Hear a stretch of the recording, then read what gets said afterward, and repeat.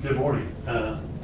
So this is physics. This is going to be a accessory or appendage to the recorded lecture. This is going to be me walking through the schematic that you see. So follow along on page 101 at the top in chapter 5 of your Bouchon book.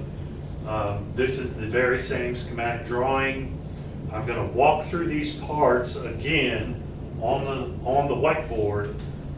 So that now we'll walk through them during the recorded lecture that I'm going to make this afternoon, but I'm going to walk through them now on the whiteboard to try to show you how familiar you already are with this big critter, okay? So we're going to start over, we always start with our schematics and understanding our schematic. We start over on the left-hand side, and we've got a circle symbol with a sine wave in it. And the last recorded video I did for you guys, that is an AC power supply. Okay, so this is the connection to the hospital grid. The wires within the walls, so on and so forth. Now it's not standard electrical outlet like down here. It's a dedicated 220 volt line, like something you might see for a washing machine type line. That's what we use to power an x-ray machine. So a 220 line, 220 volts, 60 hertz, okay? AC wave, that's what comes in from our hospital grid, comes from the transformer out on the power pole or underneath the building, as it may be if it's in a metropolitan area. And the first thing we're going to encounter is this symbol right here. Looks like two switches breaking. Well, that's a circuit breaker.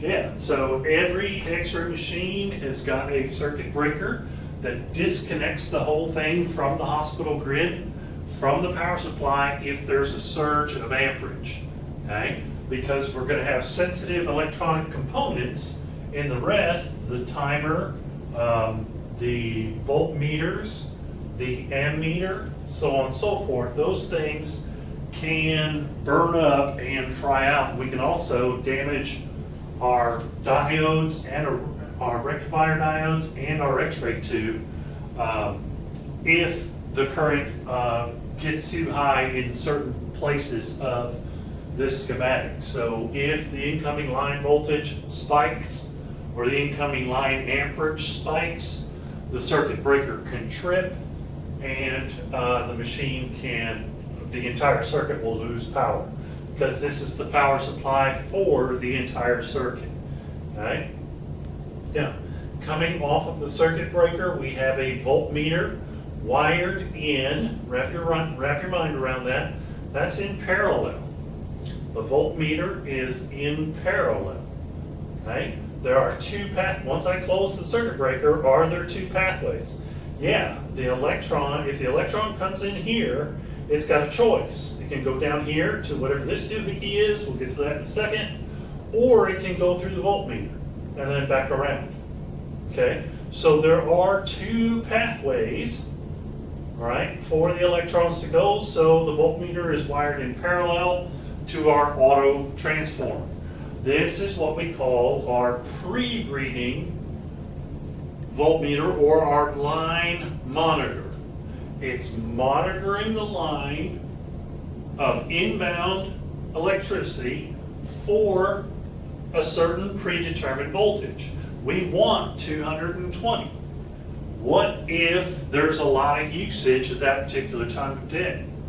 Well, the electric company doesn't tell you this, but they don't actually always deliver the voltage that they tell you they're going to deliver. Sometimes with increased use on the grid, the voltage dips, or it could dip regionally for a short amount of time, or you could get a lightning strike on the grid and now the voltage spikes instantaneously. So we don't want an x-ray exposure all the way over here that has a fluctuating voltage. We want a specific kilovoltage, and we want it precision tuned to a specific strength because we know that determines the penetration power of our x-ray beam. And if the voltage is fluctuating, plus or minus 10,000, well, that's going to have an impact on the quality of our X-ray beam, the quality of our X-ray beam and our ability to take an effective X-ray image. So the line monitor works in conjunction with the line compensator. Okay? The line compensator is a multi-point switch on the primary side of the auto transformer. Okay? I think Mr. Bouchon, let me go. Where does he talk about the line compensator? He's got filament transformer, he's got the auto transformer, operating console.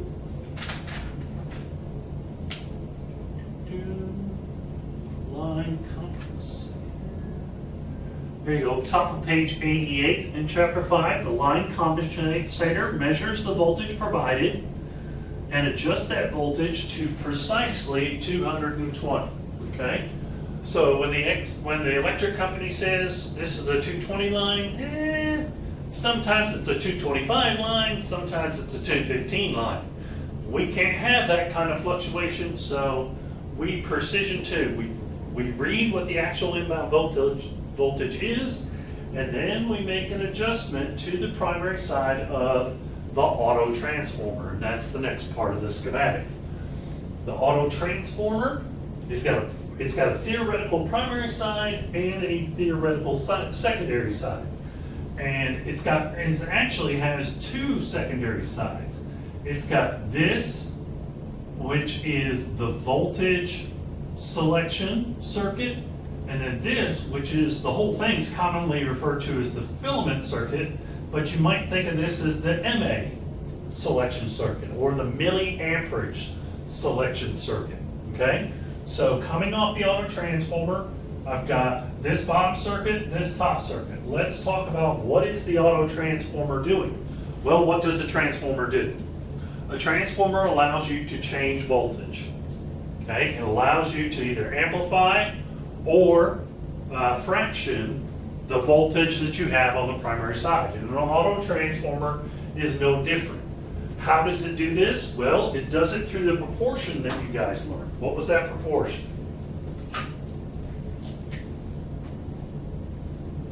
Voltage secondary over voltage primary is number of turns secondary over number of turns primary. Those are proportional. What law is that?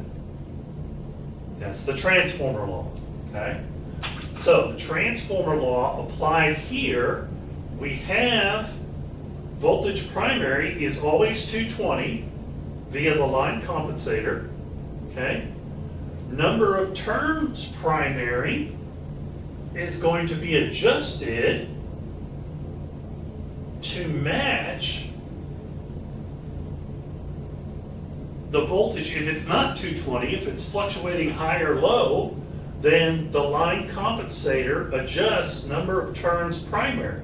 If the voltage is too high, let's say it's north of 220, it's 230, then the number of turns primary is also going to adjust high. And that way the denominators match in magnitude. If the voltage is coming in low, 215 volts, then the number of turns primary is going to be adjusted low to match the magnitude. Okay? So we can set the number of turns on the auto transformer to match in proportion to the change of the inbound voltage, and therefore we basically just negate the denominators on both sides of the equation. These denominators kind of become constants, if you will, after considering the line compensator. This is always 220, and this is always a proportional number of coils to that 220. If it's a little high of 220, then this is a little high of, let's say this is 220 turns. Okay? That would be ingenious. And then if this is 225, then this becomes 225. We include 5 more coils. If this is 215, well, it's 5 volts short, then that becomes 215. So essentially what the line compensator does is it makes VP and NP cancel each other out because they become the same magnitude.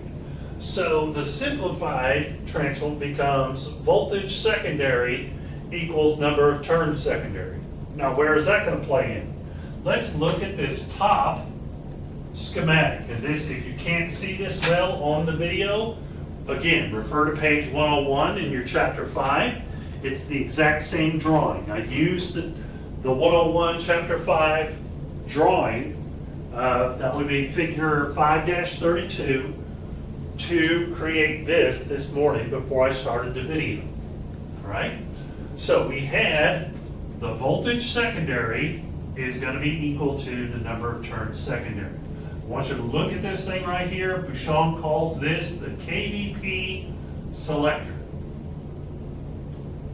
What are we doing here? We've got a multi-point switch, right? And this is jumping several, it's excluding, so if I switch from here to here, it's excluding like 4 coils at a time, 4 or 5 coils at a time, okay? So let's say every one of those jumps 5 coils at a time, but this one down here is only jumping 1 coil at a time, okay? This is your minor selector or your minor change in KVP. This is your major change in KVP. Okay?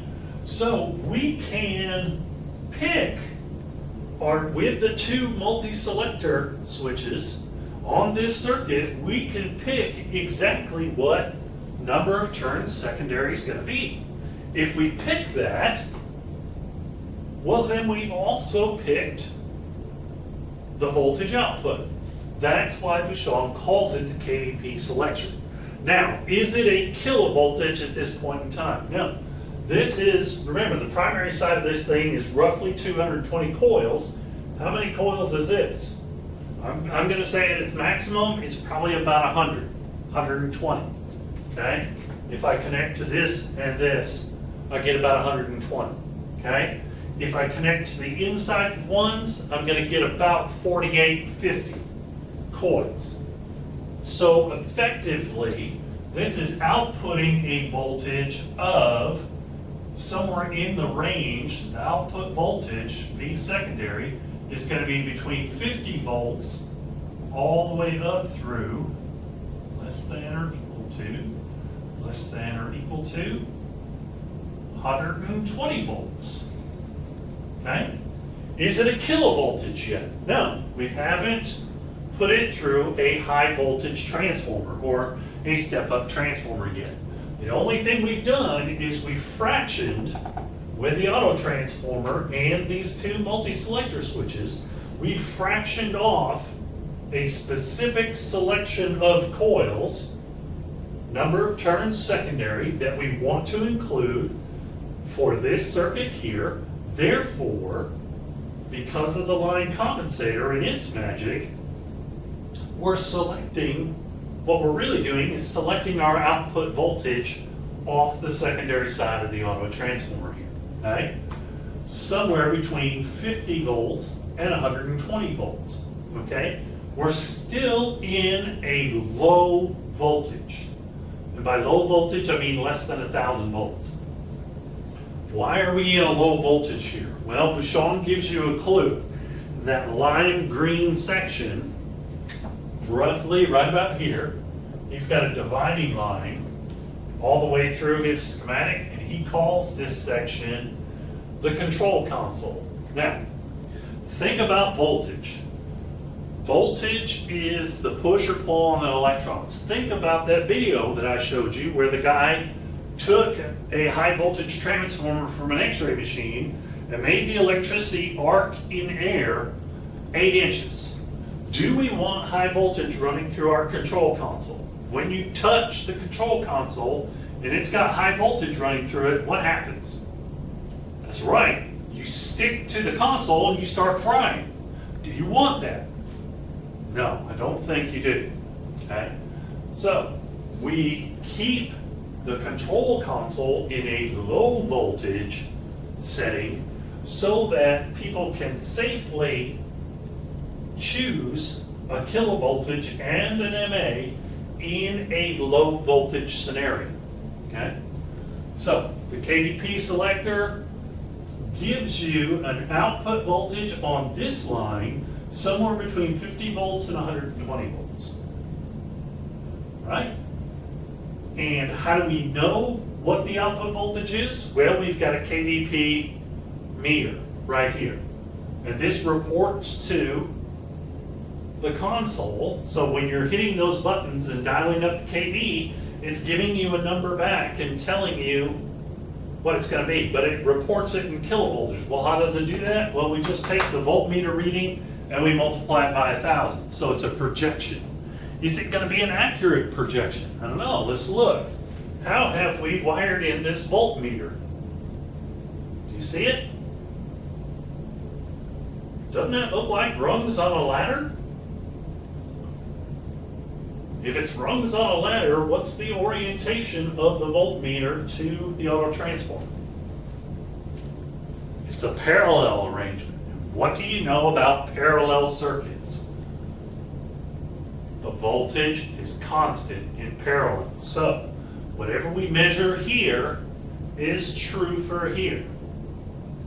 Is it true for there? Get to that. Look. Parallel to the primary coil of our step-up transformer. So if I read a voltage here, then that's going to be considering, if I consider the transformer law for this, V secondary over V primary, if I get a reading here, that's V primary for my step-up transformer. And then it's just, turns ratio. Number of turns secondary over number of turns primary, okay?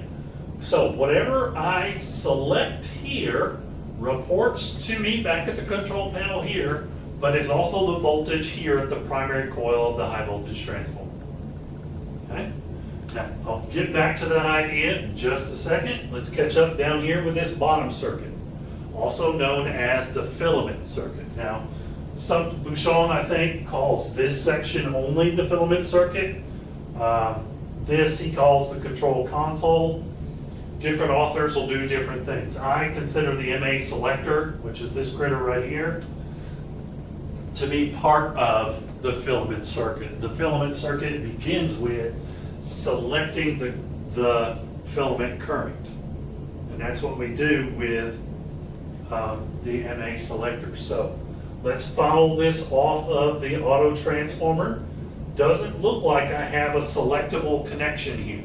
This looks like a static connection, okay? So what do I know about the voltage that's coming off secondary here? If the number of turns is static, that is, it's a solid tether and we can't adjust it, that means the voltage secondary coming off here is constant. That's important because we're done considering the transformer law for a second. We are about to consider Ohm's law. Okay? Going into this thing. Now, what is this? It looks like an array of resistors. What is the electrical circuit device that allows you to change resistance? Because why would you have the same resistor wired up 6 times? Wouldn't you vary the resistance? This one would be the strongest resistance, and then you scale it down until this one's the weakest resistance, such that you can, with a multi-point switch, you can choose your resistance. So what is the MA selector? What type of circuit element is it? It's a rheostat, okay? So written like this, it would also be correct to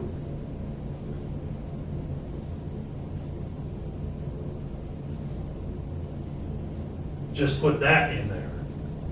And it's the same, it means the same thing.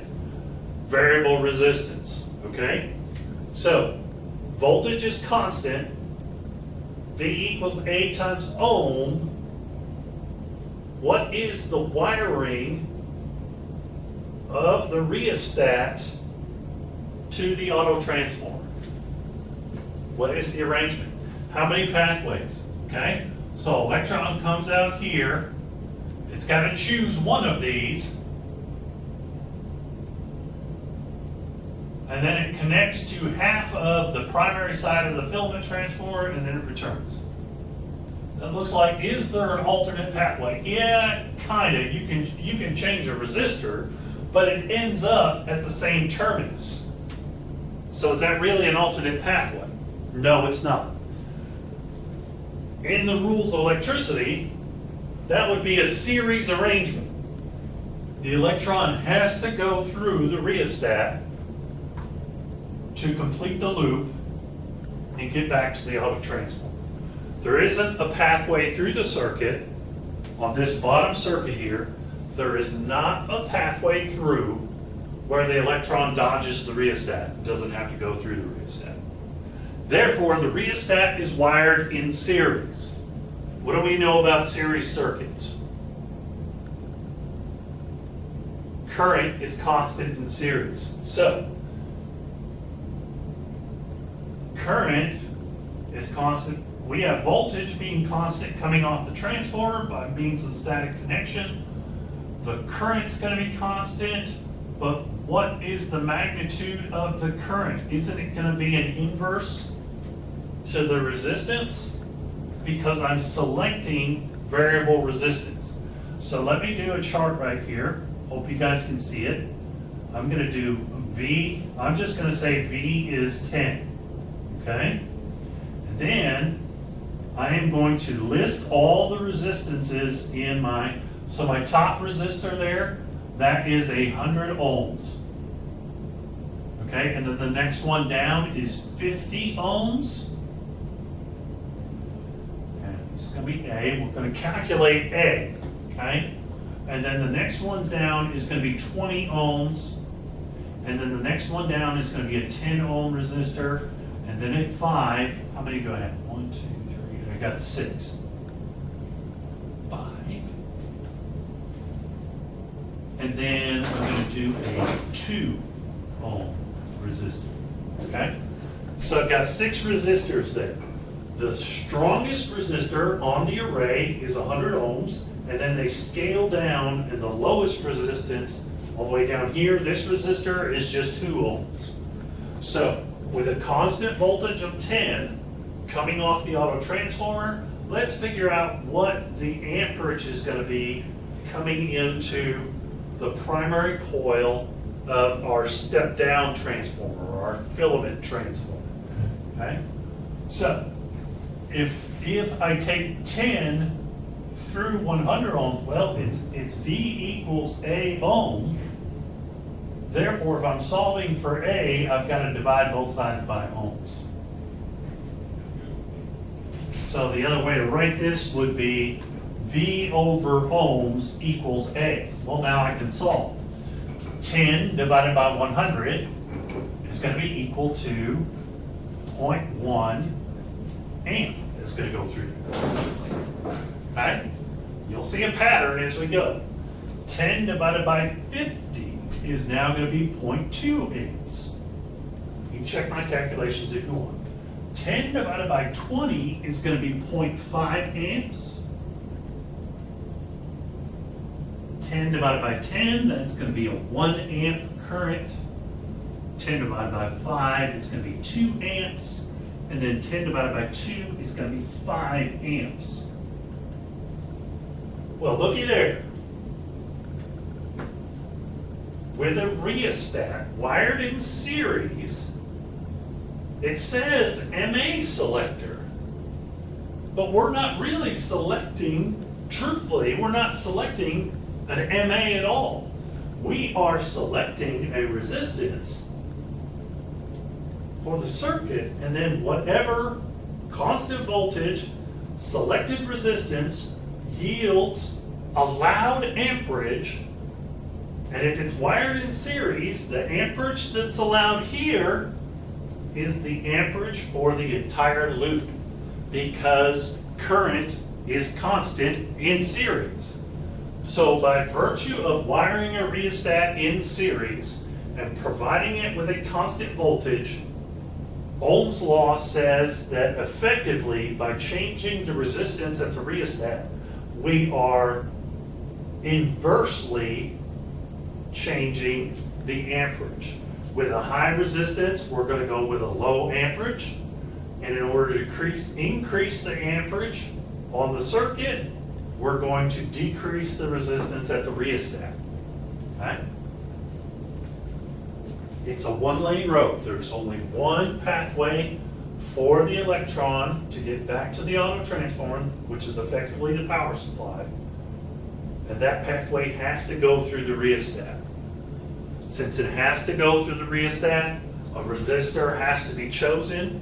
Since a resistor has to be chosen, and we have a constant voltage, an amperage is produced. A governing amperage is produced at the rheostat. That amperage is the amperage on the entire circuit because amperage is constant in series. So whatever amperage I dial to here is the amperage of the primary coil of my filament circuit. Okay. Let's continue the idea. And I said that this one was a step-down transformer. This one was a step-up transformer. So I'm going to make sure you got this written down. I'm going to erase this so I can work a little bit.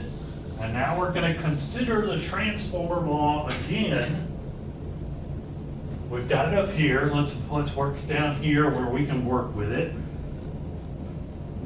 VSVP equals NS over NP.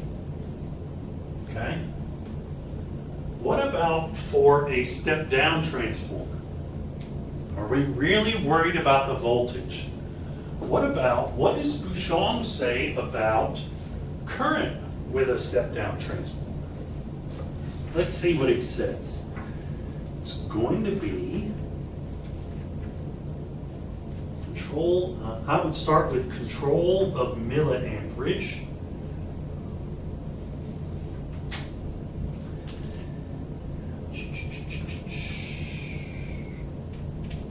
Yeah, he's got, at the top of page 90, he says, the current is increased across the filament transformer in proportion to the turns ratio. So what I really want to do is go back to, where did he cover transformers? Was that back in chapter 4? Yeah. Effect of transformer law on current. And what you see is, and this is page 80 from chapter 4, and I didn't present this to you yet because I didn't want to confuse you yet. I wanted you to learn that the transformer law pertained to changes in voltage. Well, it turns out that current is inverse or inversely affected via the transformer law. So while voltage is directly affected by the turns ratio, that is the voltage output, the voltage secondary, the ratio of primary to secondary is directly proportional to the turns ratio, primary to secondary. The current is inversely proportional, so it's actually IP, Bouchon uses I would use A, over IS. And this version of the transformer law, NS over NP equals IP over IS, is useful for a step-down transformer. Because what is the nomenclature for the transformer? When I say step up or step down, what is changing up? What's changing down? It's the voltage. When I say step up transformer, you should know that the voltage is increasing across the transformer. When I say step down transformer, the voltage is decreasing across the transformer. But what's increasing? That which is inverse to the voltage across the transformer. The current is increasing in a step down transformer, okay? So let's say that on the inbound side, we have 5 amps Or let's even use Bouchon's example. I think he had one at the top of, yeah, he's got one at the top of page 90. A filament transformer with a turns ratio of 1 to 10 provides 6.2 amps to the filament. What is the current through the primary coil of the filament transformer? Okay, so 6.2 amps is the output current, or IS, okay? And he said it's got a turns ratio of 1 to 10, okay? So he's got 1 to 10 is equal to 6.2 over X. X is, what is the current provided on the primary coil of the filament transformer? Well, it looks like 1 times 6.2 divided by 10. That's what it's going to be. So it's going to be 6.2 divided by 10, and you're going to get, you just move your decimal point, you're going to get 0.62 amps equals IP. Okay? And is that what he saw? Yes. That's exactly how he solved it. Okay? So what your filament transformer does is it takes your selected amperage and amplifies it by the turns ratio. It amplifies it. So you see, if this is your starting amperage, right? If you start with 0.6, you're going to end up with an output of 6.2 if this is a 10 to 1. Okay? Therefore, coming off this way is 6.2. Why do we need a robust amperage on the filament circuit? Well, we're trying to achieve, you heard this term before, thermionic emission. What is thermionic emission? That is, we want electrons to be excited and boiling off inside of our X-ray tube. We want them to get up to an excited state. And thermionic, pertaining to creating ions by adding heat. How do we add heat to an electric circuit? Told you that already. Heat's proportional to the current squared. Remember that video? Well, I tried to get you guys the University of Colorado demonstration, but that was, it turns out, that was a Java file, so we couldn't do it because we didn't know if it was hacked and full of viruses.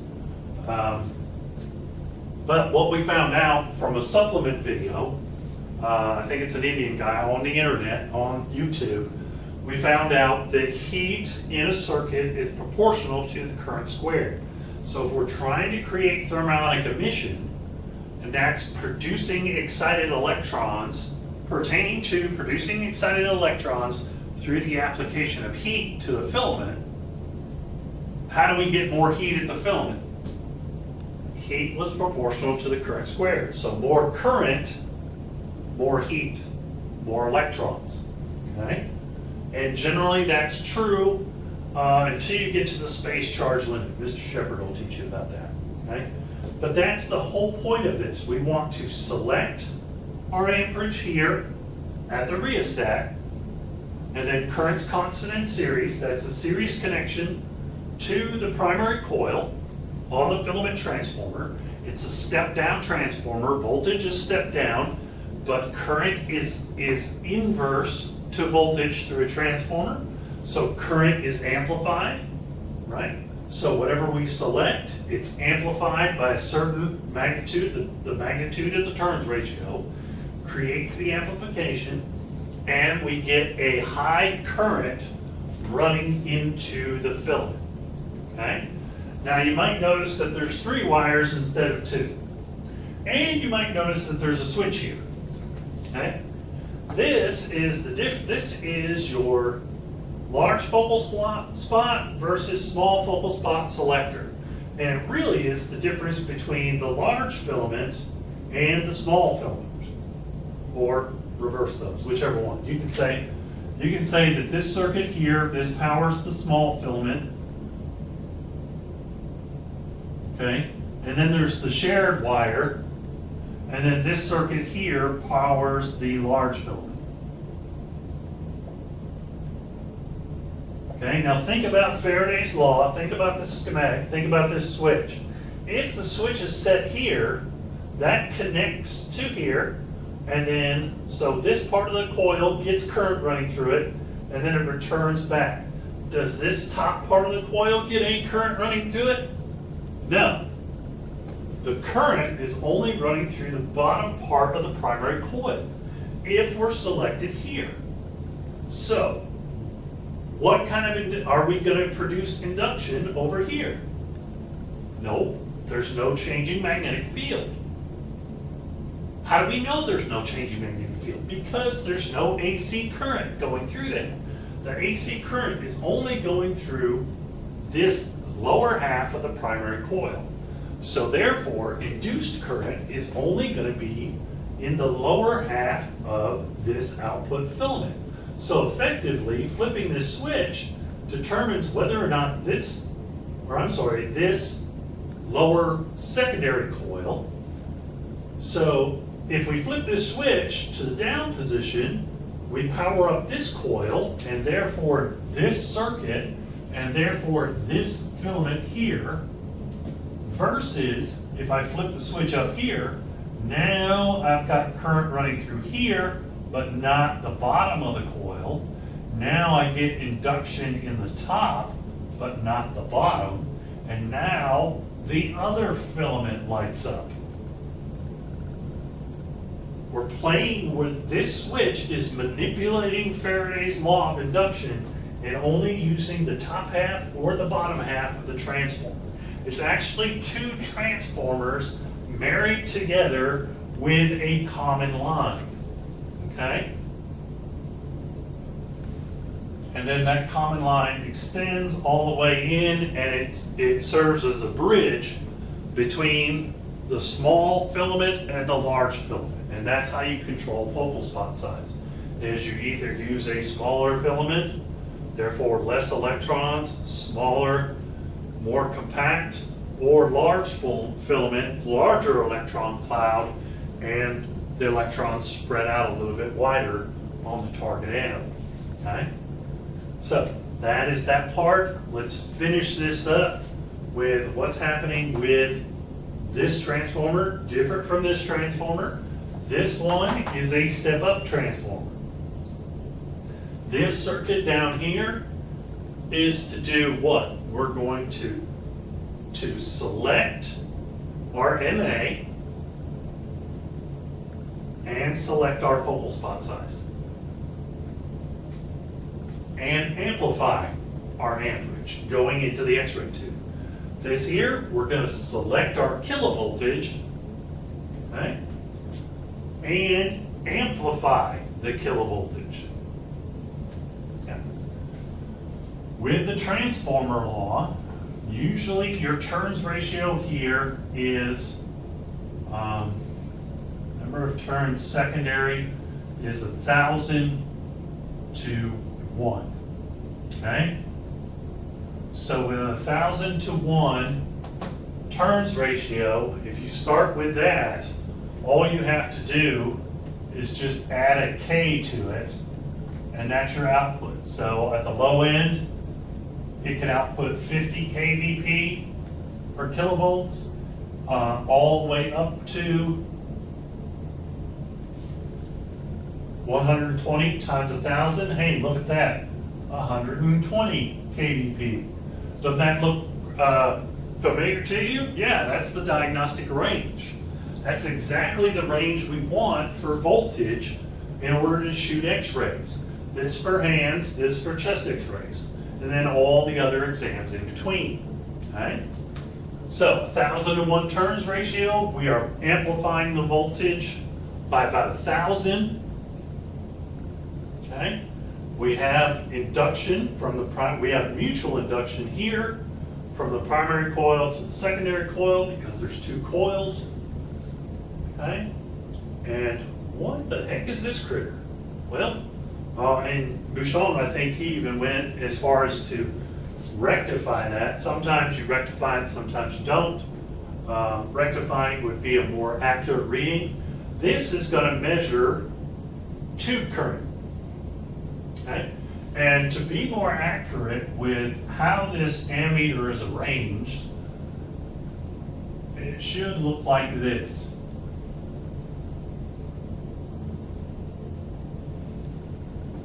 Where the ammeter is wired in series on the middle coil of the secondary side of the high voltage transformer. Why do we want that middle coil? Well, I want you to think of the right-hand rule. So you have my right-hand rule, and we know that the transformer runs off, is it AC or DC that the transformer runs off?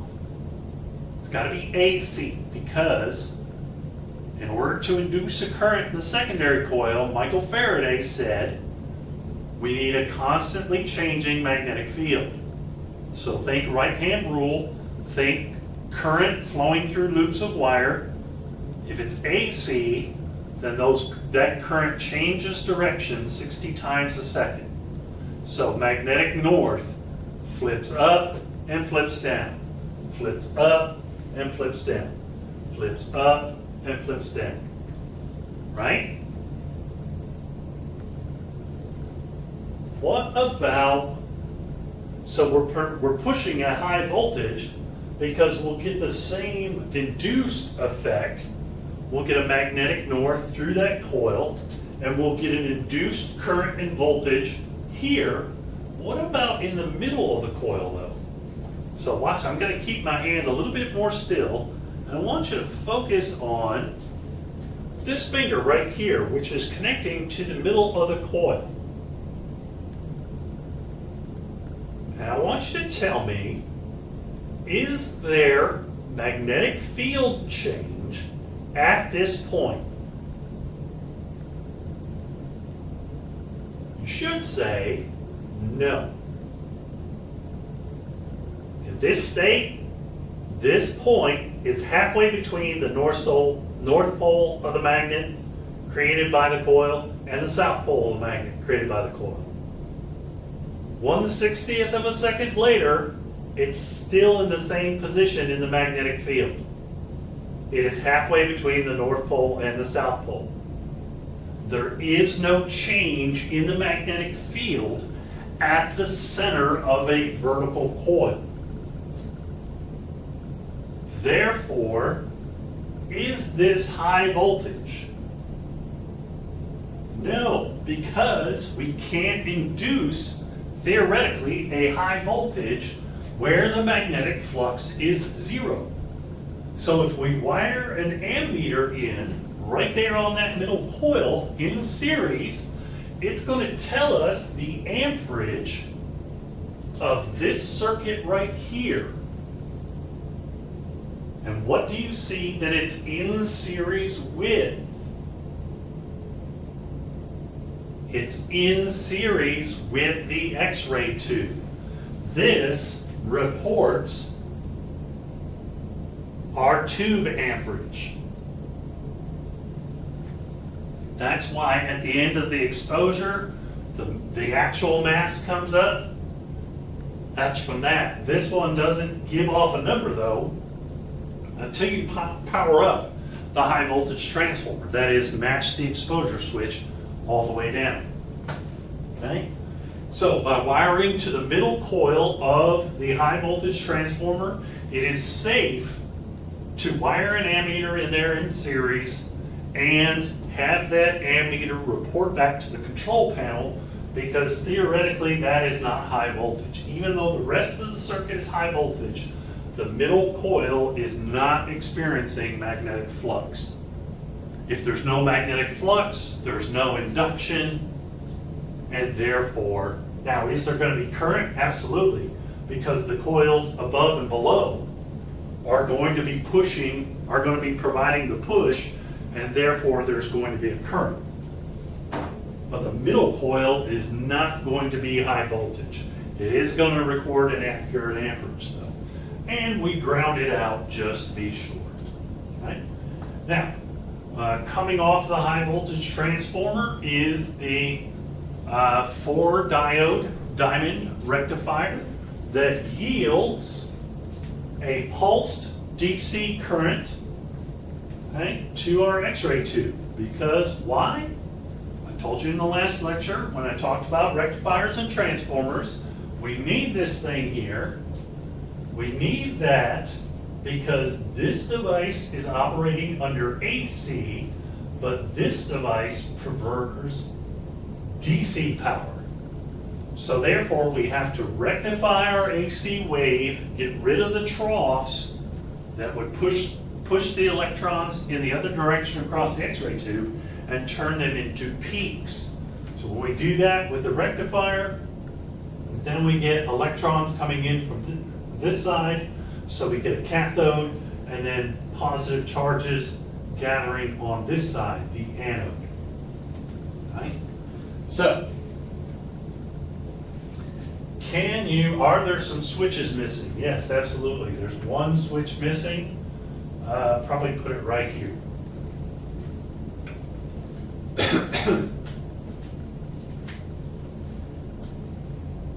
Okay. And there's another switch missing. I'm going to put that one right here. And I was going to call this one prep or rotor. Okay? And I'm going to call this one expose. And now you know how an X-ray exposure switch works. You know why it's 2 phase, where it's 2 buttons contained into one.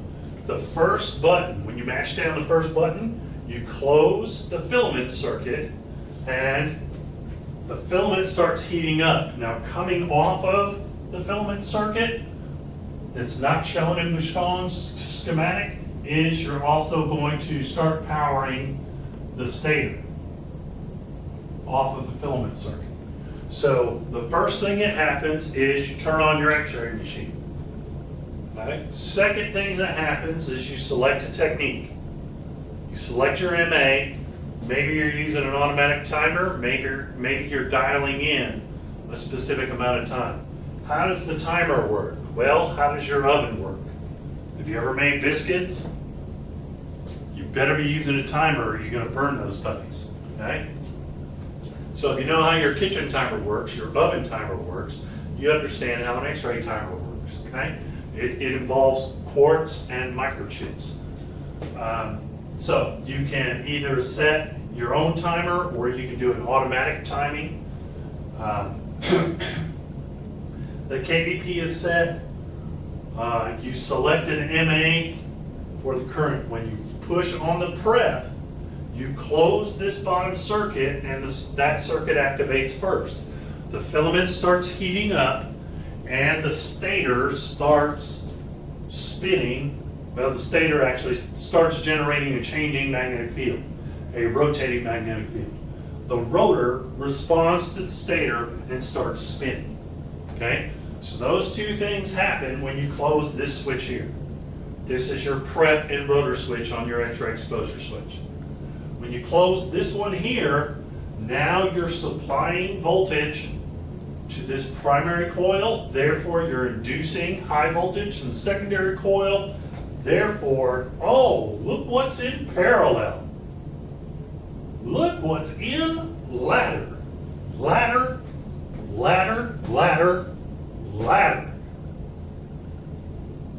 Whatever voltage you induce here is the voltage that you'll see here because voltage is constant in parallel.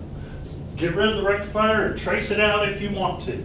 The X-ray tube is wired in parallel to the secondary coil of the high voltage transformer.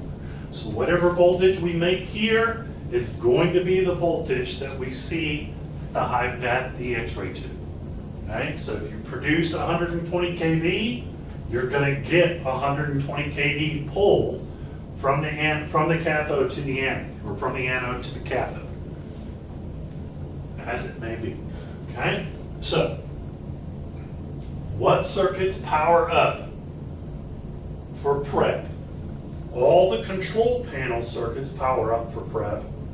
But the filament circuit and the stator circuit also power up when you press that first button down. Okay? When you press the second button down, then you're connecting the circuit to the high voltage transformer, you're inducing a high voltage, and you're starting to yank electrons across your X-ray tube. Right? I told you guys you could understand it already. Watch this video. I'm also going to do a recorded lecture on this and break it down for you, just like I did here.